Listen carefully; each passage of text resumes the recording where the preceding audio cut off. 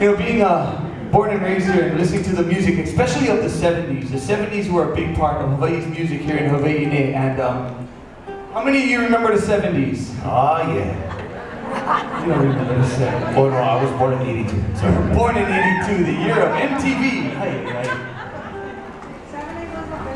The 70s was the best, yeah, honey. That was awesome, man. Good times, good times. If you remember it, you really didn't have a good time, but that's a whole other story for a whole other time. But we want to do a song that celebrates the beauty of the 70s with a group called the Huiohana. The Huiohana, a talented group of gentlemen from the big island of Hawaii where my mama is from.